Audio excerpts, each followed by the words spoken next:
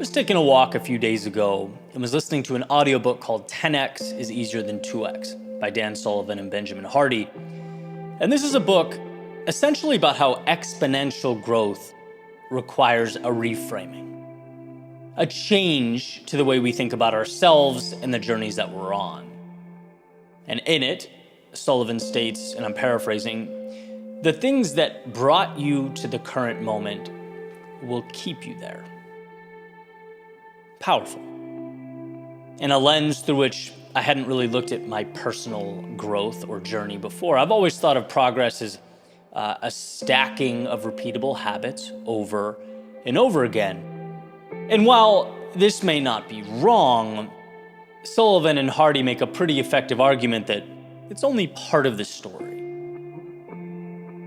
See, if you show up and you do the exact same thing every day, you'll get growth, no doubt, but it will be linear in nature.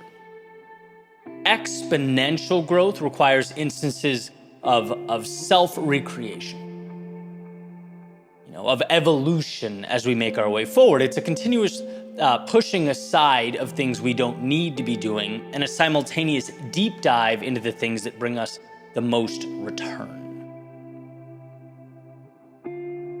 They use the example of the famous Michelangelo, who is known for his paintings, right? And then some time goes by and he produces a 17-foot statue of David. And then he pivots again as he's commissioned by Pope Julius II to paint the ceiling of the Sistine Chapel, and then moves on to direct even larger projects. And each example here is a 10x evolution. Certainly not a road that could have been mapped out from day one. How would he ever have known? But it's a series of sometimes even lateral moves. Instances of following your intuition, your strength, doing what felt right? Instances of breaking down and building back up the self. Same foundation of talent and skill, same general competency, but he continuously stacked new and enhanced versions of himself on top of one another. Sometimes reminders hit you exactly when you need to hear them. Personally, I loved everything about this message. The idea that there should be more emphasis and courage, for that matter, on one's 10x trajectory, multiplying my strengths, on taking the value I bring to the world and putting it through some stressors, seeing what comes out the other side. Because the danger in playing it safe, which the second we stop being intentional about things is ultimately what we tend to do, it's that you don't experience that transformation. It was not safe, using the same metaphor from Michelangelo, a painter, to create David. The safe thing would have been to keep doing the same thing every day.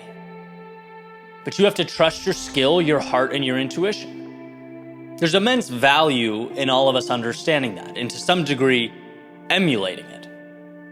There's value in all of us finding our David, stepping into that which is a little unclear, makes us a little nervous, but at the same time allows us to take the skills and talents, the parts of us that are most meaningful, and inject them into the world in a bigger way, which would never have been possible had we stayed the same.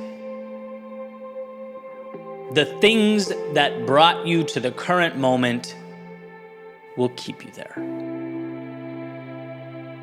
Well, here's to finding your 20%, that which matters, and using it as the template with which you paint. Not getting so stuck in the routine that you forget the routine is a means, not an end.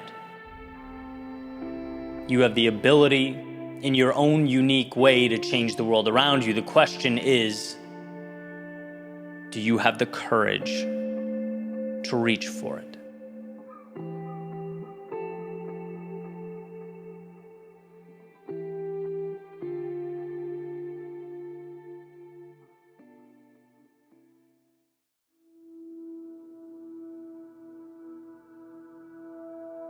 If you remain calm in the midst of great chaos, it's the surest guarantee that it will eventually subside. Julie Andrews. One of the most powerful things about intentionally immersing yourself in difficult situations is that it prepares you for the inevitable adversity that will come your way when it's unexpected, unplanned. The obstacles life places before all of us. That's why I so often draw a line from physical fitness and athletics to the real world. Doing difficult training, for me, particularly endurance training or interval training, because it creates a level of exhaustion I tend not to encounter anywhere else, right? It's phenomenal practice at separating out what must be done in the moment from how we feel. It uncouples those two things. It's taming chaos in a controlled environment that improves our ability to handle stress out in the world, right? And what keeps pulling me in is when you're in it, going from set to set, 45 minutes straight with no rest, there are these particular moments where your heart rate's elevated, your body is fatigued, you're pushing your physical limits, and under a different set of circumstances, you'd stop. Maybe you'd take a breather because that's what makes sense to do. But this is what's powerful, right? In those moments, you learn to float above all of that. It's excess. It's noise. It doesn't matter, right? You're separating anything that isn't the question, what's next? You don't have to perform any miracles or break any records. No, only find a way to calmly engage in one exercise after the next, one step after another. Your job is to not stop. And again, this is a microcosm of what we deal with out in the world, when the world is chaotic and stressful. When our minds are worried about what's in front of us because we aren't sure how much longer we can sustain what's happening in the present moment. That's when we get worked up and frantic, sometimes erratic in our decision making.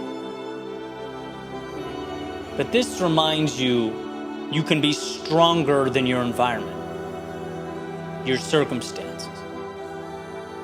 You can say no to the chaos that's attempting to pull you in. As Viktor Frankl has spoken, you may not have control over your circumstances, but you always have control over your attitude. What does this mean? Well, it is the incentive, the green light to step forward. You don't need to think about how you wish you felt. You don't need to think about how you might feel 10 minutes from now. No, the goal is breathe and consider simply what must be done.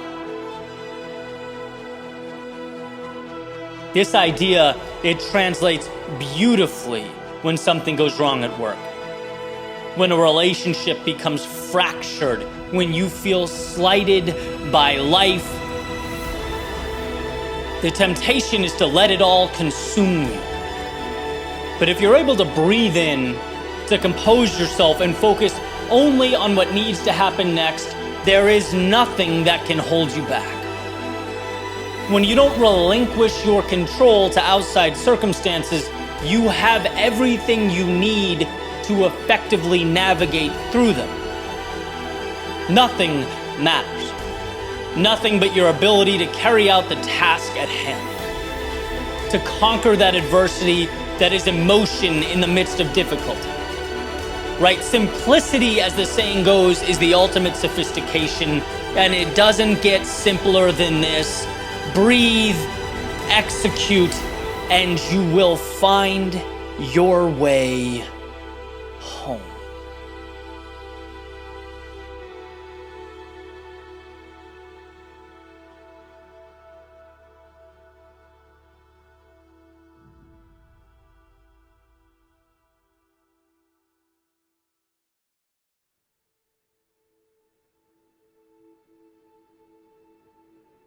It's been almost 2 years since I first read it, and still the main idea from the book, The Courage to be Disliked by Ichiro Kishimi, deeply resonates with me. The idea that being happy is essentially dependent upon the courage to be disliked.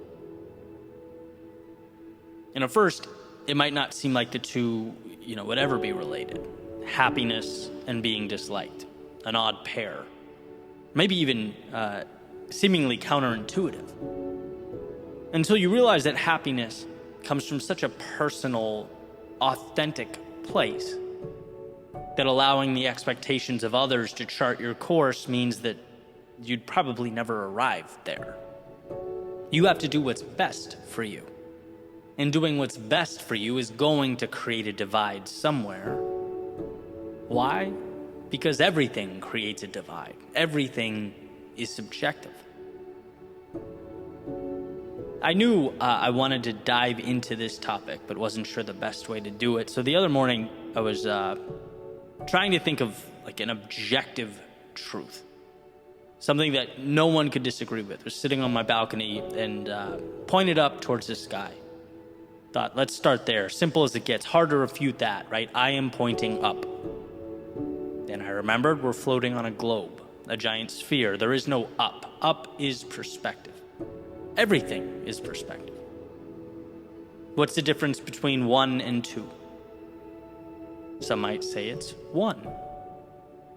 But technically, there's infinity between 1 and 2. You can have infinite decimals. 1.9999 goes on forever, right? Point being, there's subjectivity when we drill down into even the seemingly obvious truths.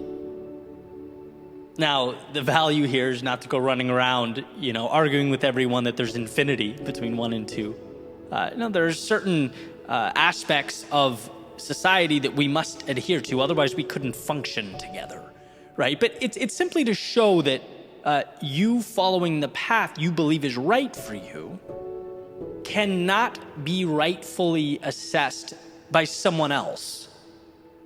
It's to place trust in your internal personal judgment.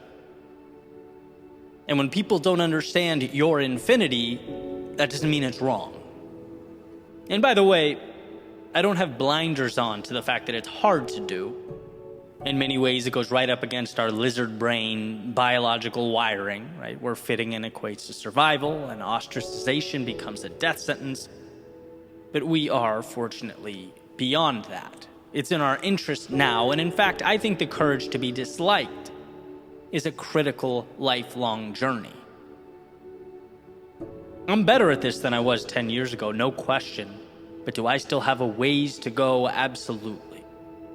There are still things I'm working on every day to let go of. I remember reading in Jefferson's biography about how it was so hard for him to be demonized in the press all the time that it almost dissuaded him from jumping back into politics before his presidential run. Being attacked is a hard thing. But ultimately, he let his beliefs and personal values drive him, his ambition in a lot of ways, and came to see the scrutiny as a cost, decided it was worth the price. Or like I use this all the time, take one of the biggest pop stars of our day, say Justin Bieber. You look at what people are saying about him in the comments of his video, a lot of it's wonderful, some of it's great, sure, but some of it's awful. And that's just the price of anyone putting themselves out there. And again, you think of an inverse scenario. Imagine if he didn't. Imagine if he limited himself or didn't dive fully into what he does because he knew some folks out there would have some bad things to say. Now, we are, for the most part, neither famous politicians nor pop stars. But our worlds contain the same elements at different scale. There are things we're all scared to do or say because of how it will be received. There are parts of ourselves that we repress because we don't know what the feedback will be. We're all scared to fail in some capacity because of how it will look or what others will say about it, which is why being disliked is courageous. As Aristotle has said, the only way to avoid criticism is to do nothing, to say nothing, and be nothing. The opposite of being fully, truly yourself is becoming the manifestation of that quote. It's never pushing yourself, never seeing what you're capable of, never exploring or executing on your dreams, your ambitions.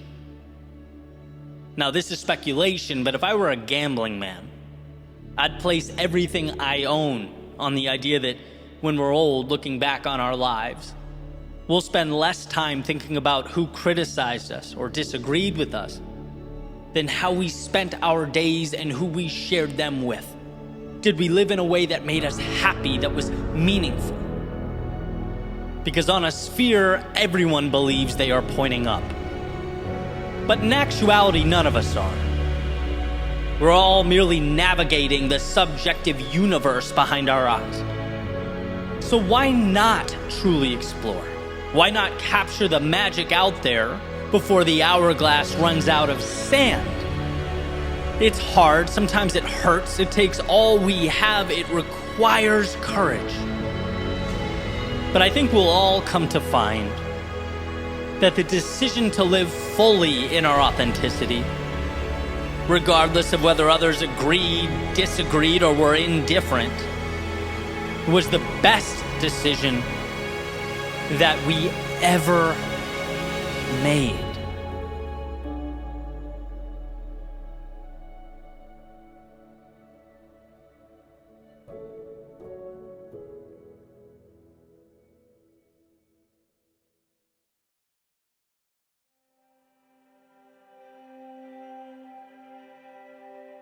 I'm going to make everything around me beautiful. That will be my life. Elsie DeWolf. Changing for the better is not about the creation of miracles. It's about choosing to see the ones that already exist. Life is hard, but coincidentally, hard things tend to be the gatekeepers to the important ones. We are let in when we bring ourselves finally to shake hands with and embrace the very things we once saw as the problem. Or as Ryan Holiday has famously put it, the obstacle tends to be the way. How funny, how counterintuitive, how upside down life can seem. But I think that's it. Sometimes it's not even that we're looking at the wrong things. It's that we're looking at the right things the wrong way. Avoiding the call to step further into the world and deeper into ourselves. Terrified of scraping our knees on the climb, we burden ourselves with the much more painful choice of staying at the bottom of the mountain and looking up. But the scars we've collected and will continue to collect on the way up, they do not make you less than. No, they are what make you beautiful. You see yourself and those scars as imperfect. I see someone who has lived, who has taken risks, fallen, and bounced back. I see character and wisdom and elegance and boldness. In an imperfect world, those quote-unquote flaws and scars may, funny enough, just be the closest thing to perfection we'll ever experience. It's from our courage to step out, our willingness to crack, that we flourish. Living necessarily includes a deterioration over time, but a deterioration of the external, because the internal, the soul, it stays young. It's underneath that forever crumbling world around us that we find the divine. It is because of our scars, not despite them, that we grow our wings.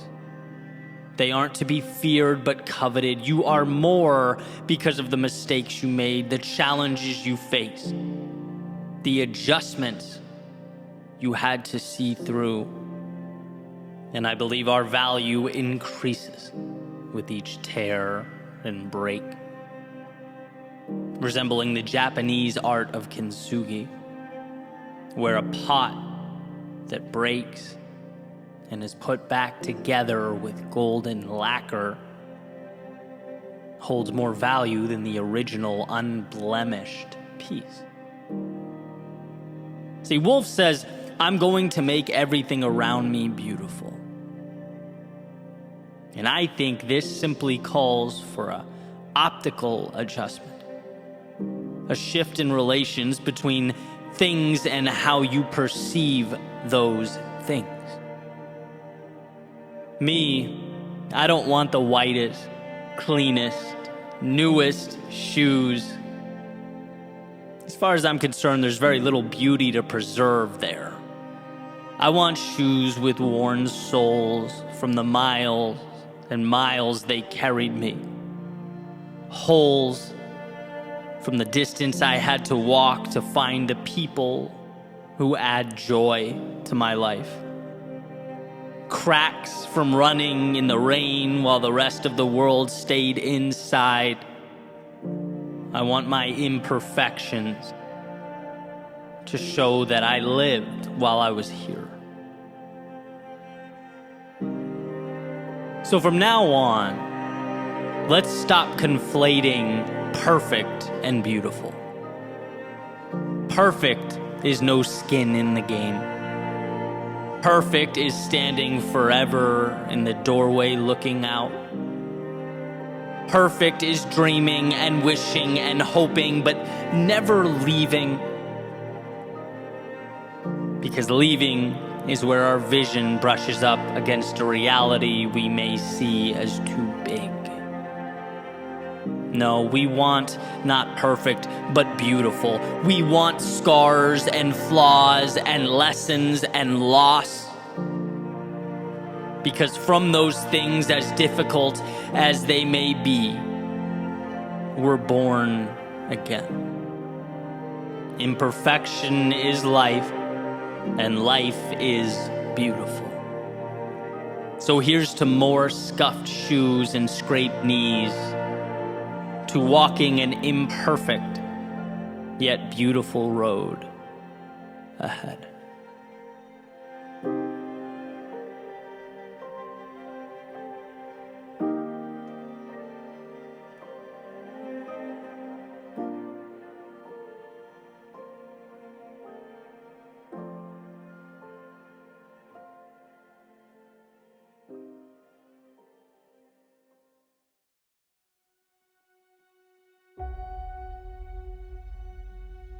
A cheat code in life is understanding the significance of getting to 1. Because if you can get 1, you can absolutely get 2. And if you can get 2, you can get 3, 4, 5, 5,000, 500,000, or 5 million. Once you realize that something is possible, you're no longer the same person you once were. Your hands need not be held to the sky as though the universe is going to drop something into them. No, you've cracked the code, you have the info, and the burden has now been placed directly onto your shoulders. That little question, is this possible, dissipates. Getting to 1 was your proof of that. And then the obvious accompanying question, now what are you going to do about it? What are you going to do? Because the race isn't to 1 million, it's to 1. 1 is the power, 1 is the reassurance, 1 is everything you need. If you can sell 1 painting, you can sell 50,000 paintings. If you can make 1 3-pointer, you can make thousands of 3-pointers. If you can create 1 genius marketing video that goes viral, You can create hundreds, thousands, millions. Again, the evidence? You got one. Anything beyond one is procedural. It's a testing of methods. It's becoming relentless in your pursuit to repeat the process with the pieces at your disposal. But make no mistake, those pieces are there. Everything you need is there, so long as you get to one. I had to recently break through to this realization. Like so many of us, I'm an ambitious person. I love the game. I want to add value to more people, reach more listeners, generate more revenue, scale impact, all that stuff, of course. But for a while, I just couldn't figure out how. I became almost disillusioned. What am I doing wrong? What if maybe, do I dare even think for a second that I've gone as far as I can go? But was ultimately rescued. Rescued by the realization that I was asking the world for things I didn't have instead of leveraging what I did. I needed to separate the value I possessed from the logistics that would transport it. Because, and this is what we forget, I've already performed my miracle. I've added value to one person, and if you can add value to one, why not 10? Why not 10 million? It's not a product issue. It's a scaling question. The car works. Figure out how to get it to the racetrack. The tool is effective. Now get it into the hands of the builders. You see the difference, the confidence that comes with that? Instead of doubting all that you bring to the world, asking yourself if more is possible, you say, yeah, of course it is, because I've already done it. Here is my proof. Now what's around me that I can use to deliver it? How can I try things, reposition things, figure out how to scale and get further? But I know it's possible. So many of us have already gotten to one. We're adding value. We're doing what we believe in. But we're asking the wrong question. We're still asking whether more is possible. It is. The burden is just on you to bring it to fruition. The burden is on you to find a way to scale the value contained in your one thing. And by the way, if you haven't arrived at one yet, buckle up. Right? Getting to one was one of the best periods of my life. Right? Finding your value proposition, enjoying the process, exploring, finding that intersection of value and personal contentment. You'll eventually arrive there.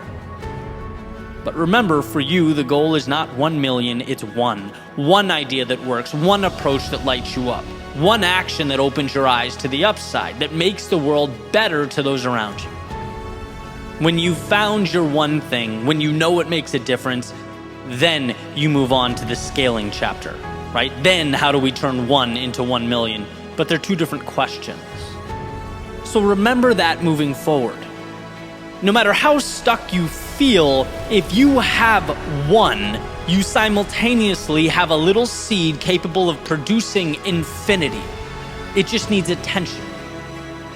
Trust yourself to work through the logistics, because that's all it is. Transform the if into how and start building that staircase straight to the moon.